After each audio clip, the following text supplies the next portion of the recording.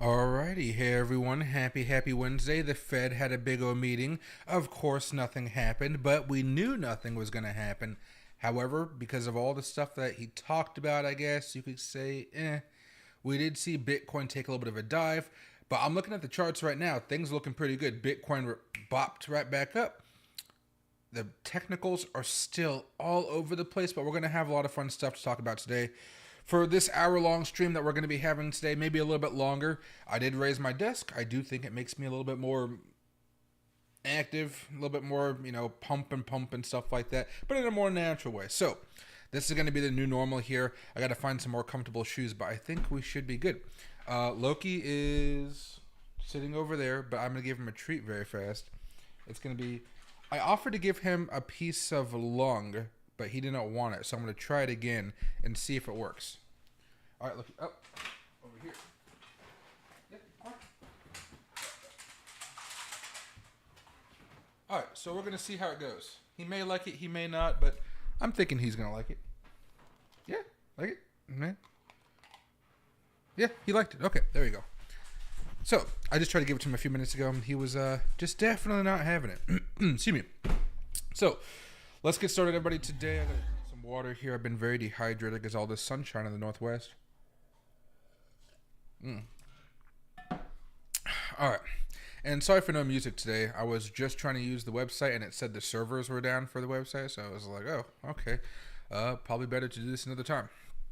But let me just break down everything from the weekly chart, daily, 4-hour, even the 1-hour chart, because the closer we get down to the smaller time frames, things are actually looking pretty good right now.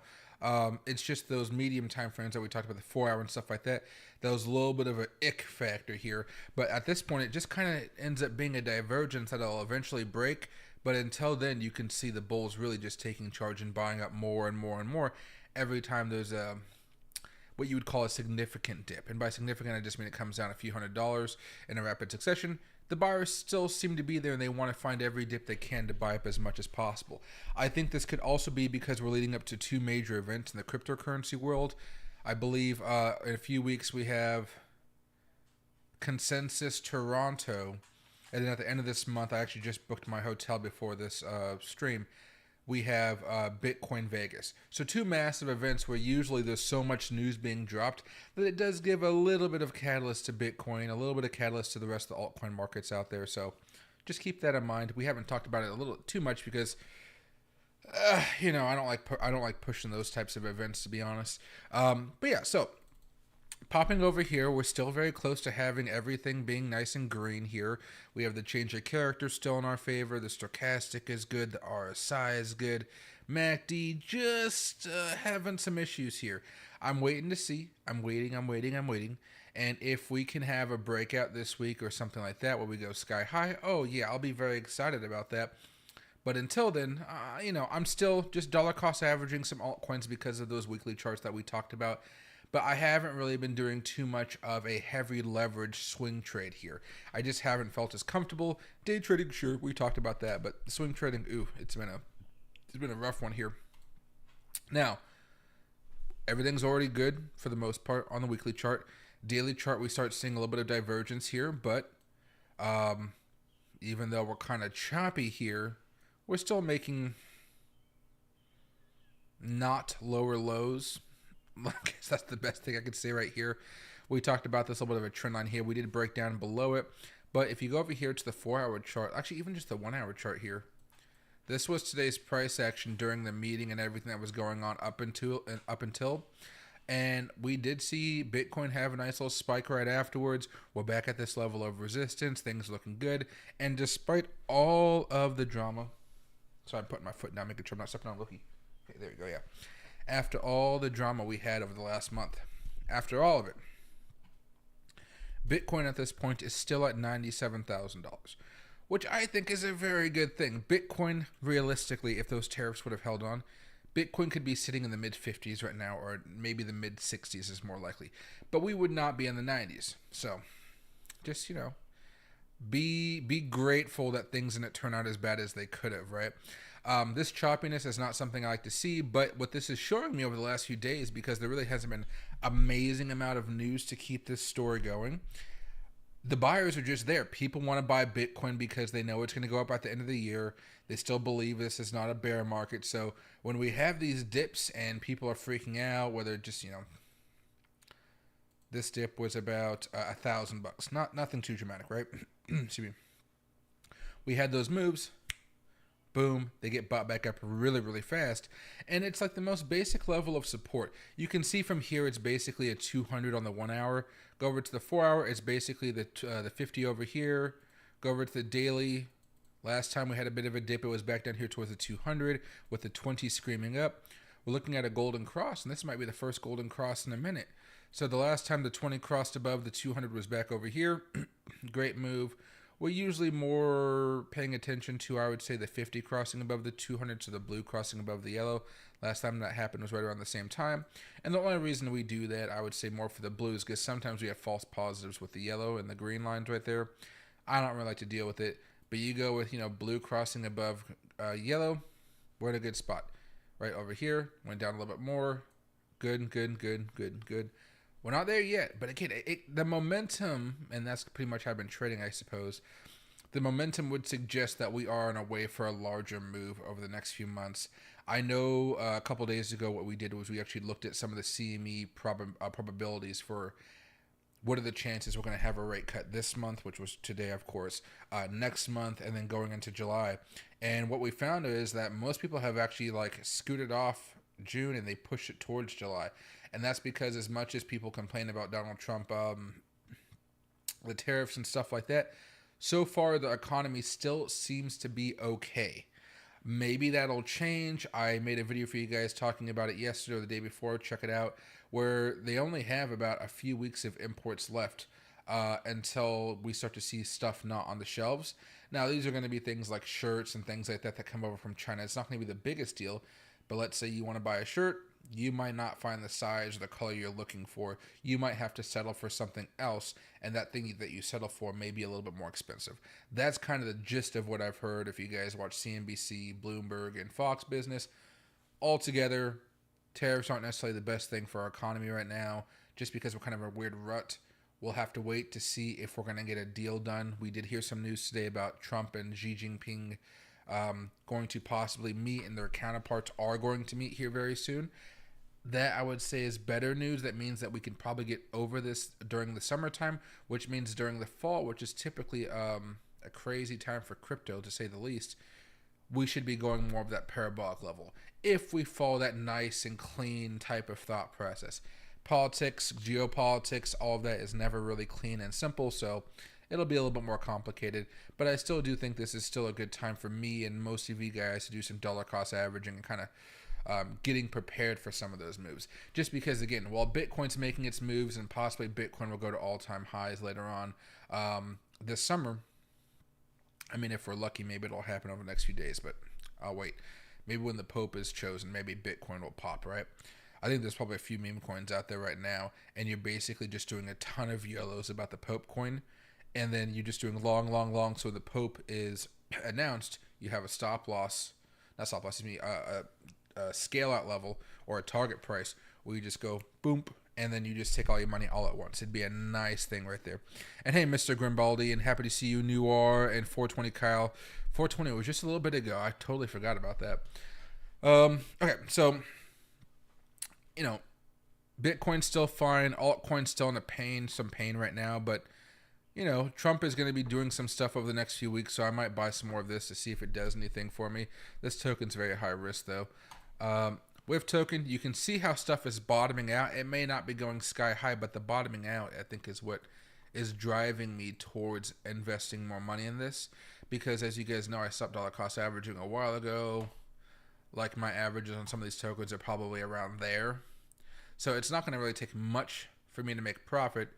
You can imagine something like a Turbo, how fast I was able to make my money back on that one, where average was kind of around there. Once started to break down, came back up. Within like 3 weeks, we had already been sky high. So now, I bought some positions down here with you guys. Those are up like, 172. So with the 10x leverage, like a 1,700%. So that's pretty good. At one point, it was actually really nice. But if you're being pragmatic, because most of us do have bags at the moment, This is kind of the stuff we're looking for when we start to see those hype moments come back and like, oh my God, this token I've been holding for a while and a while and a while. It's been bleeding and bleeding and bleeding. Oh my gosh, it just went up 20% in one day. Oh my God, the next day went up 30. Because the market caps are so low, we're going to be able to do that type of stuff, which makes it more exciting, right? But you can imagine me only having around 78% profit, whereas if I would have kept dollar cost averaging, maybe it would have been closer to something like 162. But this past few months was so chaotic, I thought it was fine for me to not just start buying and and going gung ho, because I already had positions, and as I told you guys before, I didn't think Bitcoin was in any real big trouble here, so. And I was like, I knew it would come back eventually. But let's not just toss all this money straight into altcoins and meme coins and stuff like that. And hey, Nicholas, happy to see you as well, man. It's definitely a good day out here. It was kind of sunny today. I had to use the air conditioner on in my car. I'm in the process of getting myself one of those real IDs and a passport right now. And I just chose the worst time to try to do both of those things. So I was going to do it today, but then I was like, oh, I can't. I was going to miss the stream if I did it today. So I'm like, okay, I'm going to do it tomorrow in the morning, like around 10 o'clock, maybe 9 o'clock. That way, by the time I see you guys in the afternoon, I won't have to worry about, oh, can I make this stream or something like that, right? But yeah, so overall, I'd say things are still pretty fine, pretty good. Bitcoin's much more exciting than everything else, and I didn't mean to click that. Bitcoin dominance, as we've talked about, continues to rise higher and higher, and this is the juicy stuff. We're getting closer and closer, and again, the first time we usually hit a Fibonacci level, there was a lot of volatility. It may be good volatility or bad volatility, but there's always going to be that volatility. So, for instance, right here, just so you guys have a better understanding, we had this at November 7th. So then we go over here to... What's a random token?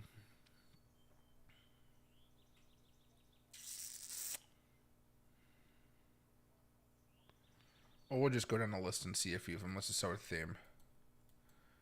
November 7th was right here. You see how Ethereum is like going sky high for that period of time? Right here. Solana's going sky high during that time. Dogecoin, right here going sky high during that time. That's what we expect those first few days we run into it.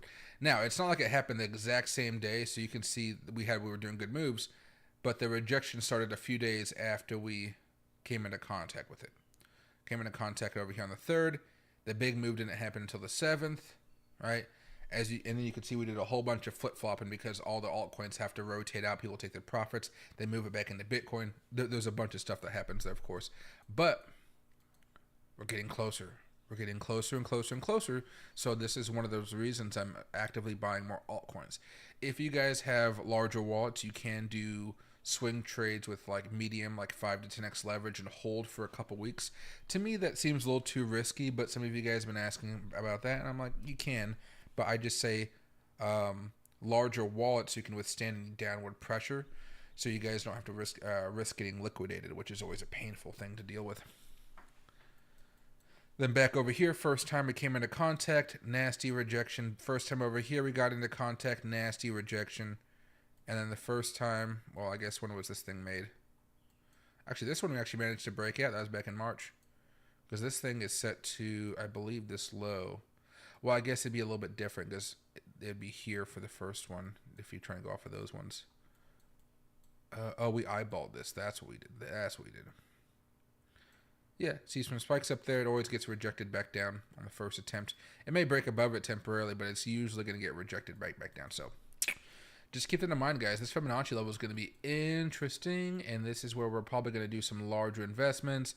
I'll still say this before we start getting into the news and things, of that nature.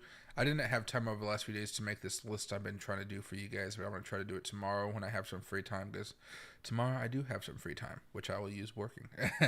But you go over to filters, you go to market cap, and you have the max market cap be 500 million. And maybe even... No, let's just do that. All of these tokens are ripe for long-term gains if the market stays consistently well, I would say. We do know that things should be better towards the second half of this year, of course. a lot of these market caps are what Dogecoin and SHIB were before they blew it back in 2021. Now, there's a lot of meme coins and stuff like that going on. This isn't necessarily the time to be dollar cost averaging with leverage. But if you just want to throw some money in spot at a $400 million token, these things can go very well. Let me go over here to coinmarketcap.com again. And just to remind you guys here, market cap all pre-Dogecoin boom, it was around like $350 to $400 million of market cap. Then of course it shot up to 73 billion. We'll be lucky if we see that again, right? Very, very lucky. But this is where all the magic happens. Way down here when everything is very, very boring. I think because most Dogecoin charts were added when Dogecoin was pumping, we really don't get the breadth of like how long it was stagnant before the larger move, right? Now we don't have as much, but you can see it was pretty boring here for a while. Maybe a spike every now and again, but I mean, look at that huge dip. Dogecoin from here to here went down a total, I know it was COVID, but 76%. We've seen that happen a lot over with the altcoins we've been talking about. Let me get rid of this very fast. But what I'm going to do is I'm going to make a list and just toss in maybe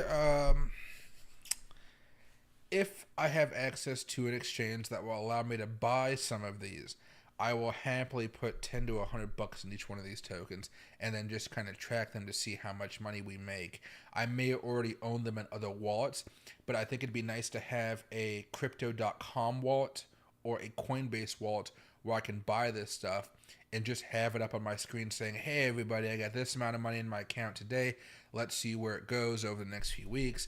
It'll probably start off with like $100 to $400, probably closer to $300. And then we just see if it gets up to 1,000, 2,000, 3,000. So you guys have a realistic expectation of like the next market when your friends are talking about how much money can I make? I saw crypto go crazy, but I missed it because Trump was in office. Now it's freaking out about the tariffs. You know, you can say, well, this guy on YouTube, he just bought a bunch of random tokens that had good market caps and had like good fundamentals, and he pulled out, you know, he turned $300 into like 6,000. You get what I'm saying? You can have that type of vocabulary, and if any of you guys follow along with my types of trades, I'm sure you guys would make some type of profit off of it. But again, I can't promise anything. I didn't think the tariffs were going to be as crazy as they were, and you know, so I'm no mystic in that terms. I just know generally what tends to spike off here. Excuse me. But yeah, you can see there's a bunch of stuff over here. Some stuff's popping. Most stuff is down over the last 7 days. But when I see stuff like this, I'm like, ooh, okay, let me see what I can do. AB, is this Antonio Brown, like the crazy guy on X? I can't tell, but I just wanted to see just in case. Nope, get AB, FDV. It's on a bunch of exchanges, though. I know a lot of these exchanges, so... I don't know what they do. Let's see. Oh, it's Yugoslavia. I can't trust those guys. Okay. You never know. No, I'd choose not to trust. Let's go back over here to maybe the 15-minute chart. How did the market react today to Bitcoin? I'm curious. Okay, it wasn't actually that bad of a day as far as the markets are concerned, I can see. As far as major news going out there today, I think I can actually put this up there now. Yeah, look at that. A little bit better. Futures are kind of mixed. They're not bad. They're not good. 0.08, 0.07. Unch, basically, down a quarter. Yeah, that's not bad. All the news we're going to be talking about is pretty much these three stories right here, which is kind of funny, actually. But first things first, Trump digs in on high China tariffs ahead of trade talks. Trump is going in. Both him and Xi Jinping, their counterparts, or their, not counterparts, their staffs, their employees, whatever you want to call them, they are going to go and start negotiating and start trying to have a deal. Things are very, very testy, but as what happens so often with American presidents, and this goes for Trump, Obama, Biden, Bush, Clinton, another Bush, you know, all those people. I forget, maybe Carter before him or Reagan or something like that. What happens, unfortunately, is China can play the long game on us quite a bit. And what we've seen is a lot of different articles out there. And I'm in the process of making a video about it as well. It's just a short, 5 to 6 minute video. But talking about how we have about 5 to 7 weeks, 5 to 6 weeks left before we start to see empty shelves for certain parts of the consumer economy. Everybody's waiting because nobody wants to pay the 134% tariff, because if you have a shirt at Walmart, right? Walmart shirts. This one is $7 at Walmart, right? 134% tariff. They may charge something like $15 for that simple Athletic Works men's big and tall shirt, right? That's not good. All this stuff is probably going to be 100% more. And so why would you pay 12? Well, I buy some nice shirts, I'm not going to lie, but I'm not going to pay $12 for a shirt that should cost $7. Hope you guys understand that. So China probably will try to wait us out, kind of like how Russia's waiting us out as far as the Ukraine war. You notice how nothing ever got done there. Nothing's really getting done with China or any of the other countries out there. We're kind of stagnating. It's because they know they can wait us out, and we're dealing with pain. They're dealing with pain, but they're just trying to figure out, is Trump wild enough to put the tariffs back on at the end of those 90 days? In which case, I think he will. But he'll do it for the worst offenders, not for the largest countries. He may do it for certain parts of the EU. He'll probably do it for Canada. And then he'll probably leave Mexico out of it, because Mexico's been chill with this so far. The president's been like, okay, chill. Not great, but chill. And that's all you could really hope for with Trump, I guess, and going after everybody. And then China, that'll be a stalemate that lasts for a minute. Russia will be a challenge, of course, because they still have to deal with the Ukraine war and things like that. But, we're at this plateau where maybe we're just we're not at the extreme bad like we were a few weeks ago, where we had the tariff announcement and reciprocal tariffs and Liberation Day and stuff like that. We bounce back up, we're consolidating, and we're waiting for all this good news to possibly happen, which can push Bitcoin up like a motherfucker. And again, this would be Ukraine war over. This would be something like trade deals coming off, some more trade coming in, more money flowing, interest rate cuts actually starting all at the same time, and that'd be a real nice thing for all of us here. Real nice thing. And hey, Charmander, happy to see you as well. Noir, Haram, I'm doing well right now. I'm standing up for the first time in a minute, so it feels kind of funky. I'm not used to it. In fact, these shoes are not comfortable standing like this. I think I messed them up by walking in a bad way. They feel like my feet are sliding off the edges of them for some reason. And yesterday, they did not feel like this at all, so I might have put the wrong socks on or something. I think that's exactly what it was. He done lost his mind long ago. Despite what you think about Trump, he still has the power to boom the market or crash the market. He hasn't really... Well, he boomed the market when he was elected. He crashed the market after he got into power. Now we're waiting to see if he can get us back on track. Historically speaking, these types of dips are just still great buying opportunities, especially for Bitcoin and things like that. This is why I show you guys tech stocks, because the tech stocks usually work out like Bitcoin, but they've been around for so long that you kind of just want to buy into them. For example, Amazon, I guess, but I don't think Amazon's as old. This is a monthly chart. And this is the 100. Oh, this is a 100 right now. This should be a 200. Oh, shit. Oops. All the data I was giving you a minute ago was wrong. 150 SMA. But it needs to be... What is that? Oh, there's... When the asset gets below that yellow line, basically, I typically start dollar cost averaging hard, because once it gets above it, you're usually going to have a really good time with your investments. This is if you guys are a long-term thinker. Of course, long-term is a little bit different. But, buy over here, boom. Generally speaking, boom, boom. Over here, still a nice move. We're not even below it yet. In fact, the line actually hasn't been this flat in a while for Amazon. You notice how the 150 here has been gliding up strongly for a while. 2022 really fucked us up. Really fucked us up. And I think that's just because the inflation got everybody freaked out and spooked. But you go to something like Broadcom is a good example as well. Right here, dropped. Oh, I forgot. Sorry, I'm still in the CNBC mood. There you go. Drop right there, drop right there, drop right there. You buy those dips, you're happy. Bank of America, they grow because we keep on having places to put money. ConocoPhillips, this is oil, does not work as well as I would hope, but usually if you dollar cost average during those times, you're still ultimately fine. It's like, I'm not entirely sure what oil is going to do next, but I know I'm getting a discounted price if it's below this 150-week moving average. That's probably a better way to think about it. Same with CVX and things like that. But you go over here to Meta. You could have tried to buy all at once there, and you still would have been going crazy. But in hindsight, you get an average of something like right here, just not even the low of 85. You get an average of 160. It's at what, like 597 just a few years later. Let's say you stop buying right here. At this point in time, you've waited 3 years and you got 261% back. I know people want hundreds of percent back fast, but like if you're just like an average slow investor, that can do wonders for your retirement account. It's just unfortunate we're not really in that spot right now. The inflation debacle with Jay Powell and transitory was one of the worst things that happened to the economy in a very long time, and people are like still reeling about that because it just happened like just a couple years ago, right? All right, now if you guys have any tokens you guys want me to check out, let me know. Hey, Nora, please form. I'm going to go form. And let me try the other one, actually. There was one right above it. Form tether. There we go. Let's go to the daily chart. Newer token looks like it just started up kind of in March, perhaps, at a big level of resistance. So not necessarily the time to buy. This is more of a time to scale out. I wouldn't be selling all of it, though. I would just be scaling out at this point in time.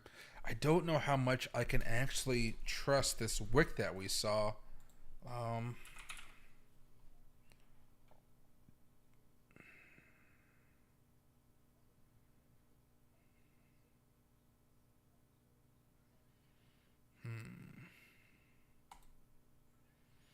No, it's not enough data. Okay.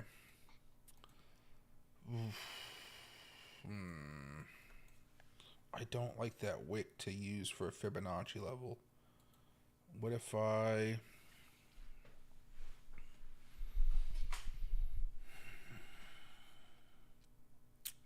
What if I just go here?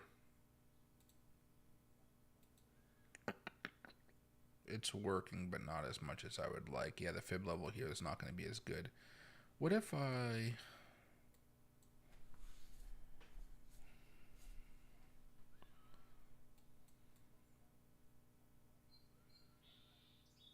No, it's not going to work. Yeah, it's not going to work. Let's go over here to maybe a 4-hour chart. Let's see the oscillators are acting up actually on the daily. Still bullish. Fine, losing some momentum here. If you wanted to trade back into this, I'd wait for this to settle down. You're probably going to have a pattern look similar to that. I would trade that breakout right there when it happens. But even if I bought over here, I wouldn't be selling a whole bunch up here, maybe 10 to 20%. Let it dip and see if it comes back up. You can put your stop loss right there if you want to, or you can put it right back on here on 233, depending on how much of how gung-ho you want to go, I would say, right? But yeah, I mean, it doesn't look bad at all. Still looks bullish. You're probably going to see a dip as people take their profits. The Fibonacci's aren't going to look clean, of course, but I'd say just give it a few more days. It looks like it's trying to pop pretty well. How's the hour chart look? Oh, yeah, there's a little bit of divergence there, yeah. But I don't think that's bad. Boom, back up. That somebody were to buy. Market cap is 980 million, so that's kind of high, but not really high. Not even respectably high, so I would say this still has a long way it can go. I think we were just talking about that a few minutes ago, but yeah, it's still booming, so if you wanted to hop on board, you could maybe wait for a dip, but if you already have some, I would just be doing light scaling out right now, 10 to 20%, and still give it some time with the stop loss all the way back down to like 233, 220. So it has time to breathe if it wants to go much higher. And if you bought it a while ago, it should be okay. If you just bought like, back over here, like 230 or something like that, yeah, you can just have a stop loss right there and be like, okay, I'll take my profit if it comes back down, but I want to see if it'll keep on going higher. There you go with the ugly Bitcoin 4-hour chart. It's not like extremely bearish. It just looks like it's so manipulated right now. And you're shorting it now? Oh, what do you call? I mean, I don't know how much you're planning on it going down, but it looks like it can definitely dip a little bit at that level of resistance. The only thing is momentum really isn't on your side just yet. you got to give it like a day or two to kind of really settle down on that daily chart. The weekly is going to be kind of wonky for a minute because it is a newer token. Have a stop loss close to a little peak that you bought before. It shouldn't be too bad even if you were to lose that trade just with that stop loss there because it is still pretty close to the top. And hey, Roswan, happy to see my man. Loki would say hi, but he had a nice lung treat and he's laying down on the floor like right here, driving me crazy because I'm afraid to step back every single time because I think I'm going to step on his little tail or something like that. And hey, Tyler, look at the daily chart for what token? I'm assuming you're saying Bitcoin here. We broke it down a few minutes ago. We're still breaking out of the channel. Things are still looking fine here. We're just dealing with that level of resistance we talked about last week. I don't know why the order block doesn't go from here to here, but you can imagine an order block kind of within these two ranges right here. Right around there, and we're just having some issues with it. I don't think that order block is even that big of a deal.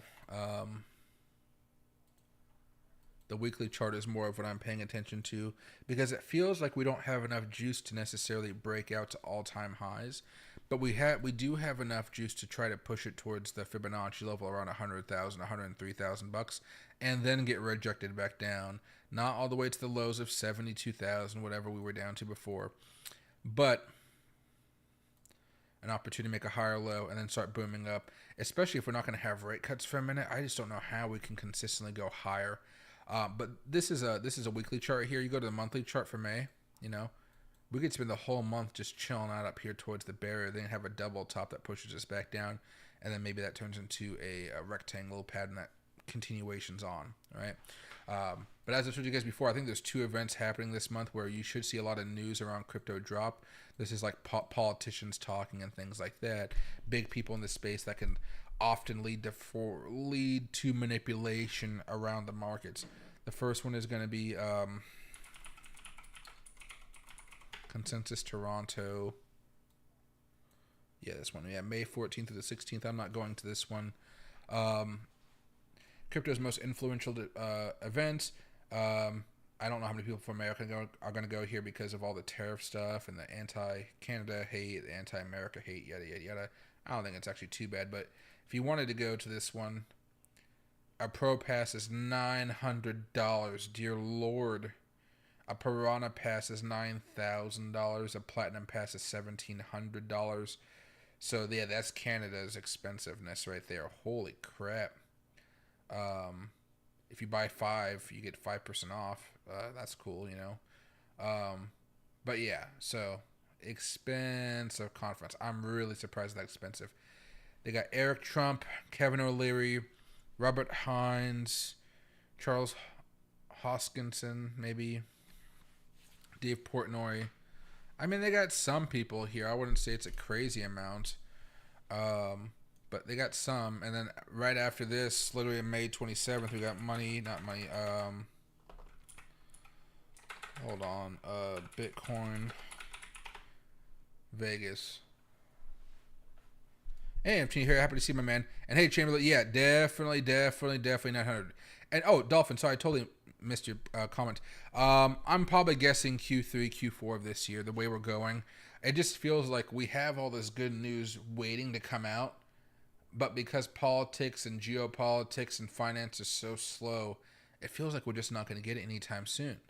Bitcoin's already like pricing in some good news, as you guys can see, but like, okay, you know, it'll take a minute for it to really hit all of us and make some money because we still need the Fed to really cut rates, and it looks like they're not going to do that until July now, which that sucks. The Bitcoin one is not $900. The Bitcoin one is by bundle. Oh, they have a different way of doing it. By passes. This is $569. The industry pass is $1,900. The whale pass is $11,000, and the Bitcoin week pass after party bundle is $800. Yeah, so that's fun. Expensive. I am blessed to be a crypto content creator who gets into these events for free, but I understand these things are expensive. You got to buy them like a year, like so. Right after this conference is over, they're gonna have like a 200, like that $1,000 is gonna only be cost you like 250. That's when you have to buy them, and then you can kind of move on and stuff like that. But yeah, this is the 2024 one. This one was kind of smaller compared to what they had before, but they had Trump there, which was absolutely crazy. Get 2025 early bird tickets. I wonder if there's still early bird tickets. Nope. They knew what they were doing. Let's see. Yeah, here we go. Now I can't have the music on, but we can do full screen here very fast, and then go over here to this. There we go. So they had Tony Hawk. No way that guy's Tony Hawk. Oh, I say that's Tony Hawk. I was like, that's no way that young guy's Tony Hawk.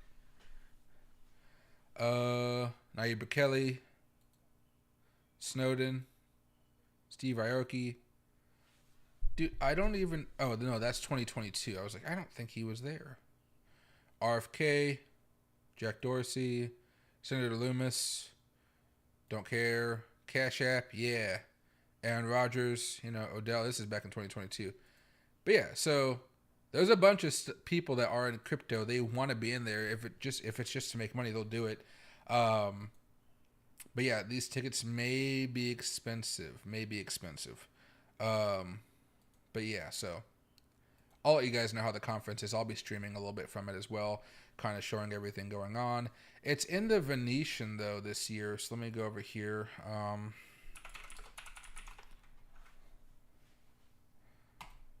I got a room this year. Since it's in the Venetian, I told you guys I might go to the Strat because they have a really nice like deluxe room that's like dirt cheap, and I'm frugal. But since the expo hall for the Venetian is basically this whole freaking thing, like I wish I could show you how large this thing is. Like it's just massive. I have no idea what this is. I've never seen tables like that set there, but like tons of little mini ballrooms on the side, tons of tables and stuff like that. Just lots of cool stuff. CES is here. I mean, it's a massive affair. It's a massive affair. Like when you walk in, you see those massive rooms, stuff like that. It's a pretty chill spot. So this year I'm going to be staying at Treasure Island because I like to smoke cigars. There's a cigar shop right here, right? No, right. Oh yeah, here, Davidoff of Geneva, right there. So I can go smoke cigars right there, walk across. When I gotta go to the expo, I can walk across the road. I think there's a way to get across. Yeah. I gotta walk out here, walk over the bridge, right into the Venetian. Just kind of walk all the way to the back of it, and then I'll find the expo hall. So I'm pretty excited about this. I think things are going to be pretty darn nice. Here, I have never stayed at the Treasure Island before. It's only 4.2, but I mean that's better than the Strat, which I was staying at. If I go check availability, I'm going to be there. I'm going to be there for a while though. This is in June. No, it's not June. It's May. Yeah, I'll be there from the 27th through the. I always keep trying to make it go June. To the 31st. So I'll be there for like a good solid few days. $100, $111 a night. Expedia has it for $100 a night, maybe. But yeah, so should be pretty cool. I'm enjoying it so far. Getting ready for all this. I love traveling. That's my thing. And excuse me, if you guys can, please make sure like the stream. I need to get my viewers back because I know I lost a lot of you guys by my computer having so many issues I couldn't like physically stream. So I need to I'm going to start streaming a lot more, making a bunch more content. I think it'll work out pretty well. I just need to really hunker down and get it done. I've been putting out some videos for you guys so far. I think YouTube likes the longer videos though. So I got to catch on the viral stuff, which is a little bit different. Like this Trump one got 500 views. My ones outside only got a couple hundred views. So I just need to start pumping out stuff and being more excited and all that type of stuff. I can be exciting without pumping you guys up to buy. I think that's what I'm realizing slowly. I'm just not going to turn into Crypto and his crazy wild self. Smart guy, very intelligent, just crazy.